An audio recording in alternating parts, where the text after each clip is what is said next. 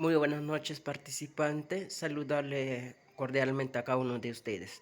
Voy a enviarles el corto video sobre despedida, ¿no?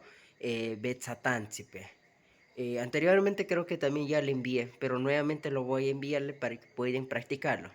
Kitaiteri, en ese caso se va a referir en la escritura. En la pronunciación, kitaiteri, kitaiteri, kitaitetaji, kitaitetaji. Se va a referir buenos días. Shabiniji, shabiniji, shabinijitaji, shabinijitaji. Se refiere buenas tardes.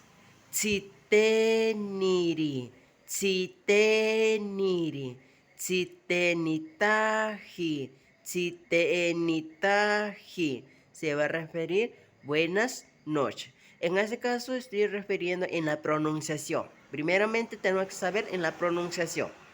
Kitaiteri, kitaitetaji, shabiniji, shabinijitaji, tsiteniri, tsitenitaji.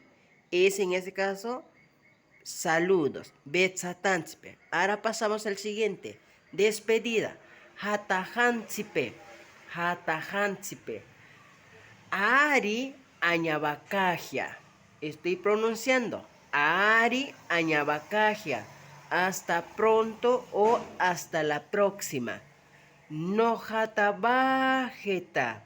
No hatabajeta. Hasta luego.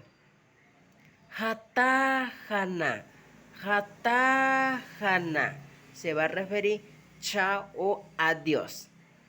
Amaje, amaje o amanaje, amanaje. Se va a referir hasta mañana. Pamabencha, pamabencha, pamabencha, cuídate. Pamabencha, cuídate.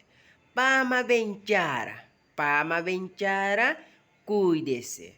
Un ejemplo en el saludo. Kitaiteri ina. Buenos días, mamá. Kitaiteri hananeki. Buenos días, niños. Kitaiteri pinkatsari. Buenos días, jefe. Haré la despedida.